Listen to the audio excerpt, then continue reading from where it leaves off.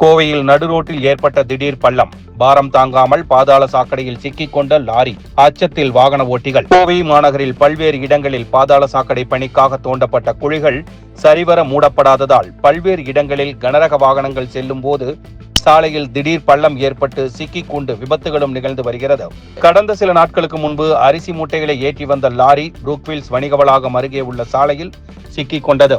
அதேபோல் உடையாம்பாளையம் பகுதியிலும் பாரம் தாங்காமல் சாலை உள்வாங்கியது. இதில் ஒரு லாரி சிக்கிக் கொண்டது. இதுபோன்று பல்வேறு பகுதிகளில் பாதாள சாக்கடைகள் மூடப்பட்டு புதியதாக அமைக்கப்பட்ட சாலைகளில் செல்லும் பொழுது திடீர் பள்ளங்கள் ஏற்பட்டு விபத்துகள் ஏற்பட்டு வருகிறது. இந்நிலையில் மணியக்காரன் பாளையம் பகுதியில் பாதாள சாக்கடை பணிகள் முடிந்து கடந்த சில தினங்களுக்கு முன்பு போடப்பட்ட புதிய சாலையில் சென்ற லாரி அங்கு திடீரென்று ஏற்பட்ட பள்ளத்தில் சிக்கிக் கொண்டது. அப்பொழுது அப்பகுதியில் எந்த வாகனமும் செல்லாததால் அதிர்ஷ்டவசமாக யாருக்கும் எந்த பாதிப்பும் ஏற்படவில்லை. மேலும் அந்த சாலை நீண்ட தூரம் பிளவு ஏற்பட்டுள்ளது. தற்பொழுது போடப்பட்ட புதிய சாலை திடீரென்று பள்ளம் ஏற்பட்டு லாரி சிக்கிக் கொண்ட சம்பவத்தால் அப்பகுதி பொதுமக்கள் சாலையில் செல்ல அச்சமடைந்துள்ளனர்.